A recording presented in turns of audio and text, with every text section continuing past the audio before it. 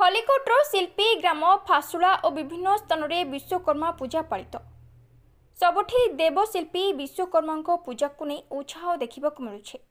चलचंचल हो उठी गाँ ठू सहर केवल खलिकोट एनएसी अंचल में छोट बड़ प्राय 20टी मंडप पूजा आयोजन होता बेले आखपाख ग्रामांचल में अनेक स्थान में पूजा पाउछंती देवशिल्पी विश्वकर्मा। शिल्पी ग्राम फासुला दीर्घ वर्षर ऊर्ध्व समय हेब विश्वकर्मा पूजा होता बेले ओडिया आलपुर बागलपुर ग्राम में विश्वकर्मा पूजा पालन होगा सह मनोरंजन कार्यक्रम आयोजन हुए।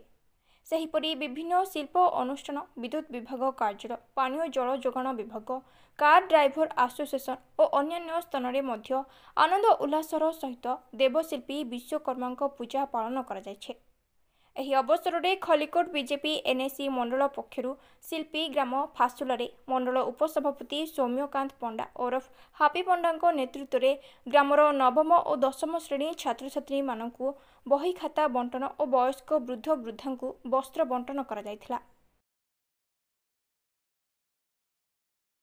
सौम्यकांत पंडा खलिकोट एनएसी मंडल कमिटी उपसभापति। आज आयोजन बोले आज पवित्र विश्वकर्मा पूजा संगे संगे आमर यशस्वी प्रधानमंत्री नरेंद्र मोदी 75तम जन्मदिन। यही अवसर में आमको फासुला शिल्पी ग्राम आमको इनभाइट होता आम टोटाल एनएसी कमिटी को। तो आम मैंने आसलु ये आमर किसी वृक्षरोपण सहित किसी आमर नवम और दशम पिला पुस्तक बंटन ता संगे संगे किसी वयस्क लोक मानू वस्त्रदान आयोजन चलता। विश्वकर्मा वार्ता बोले आमर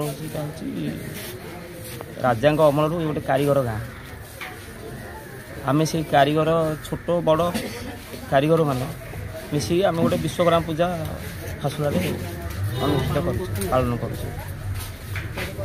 सरकार पाखे आवेदन रखू आमर तो यहाँ गरीब कारीगर गाँ हेल्ले कौन हम गरीब सरकार सहायता भी कले आमको गोटे खुशी लगे।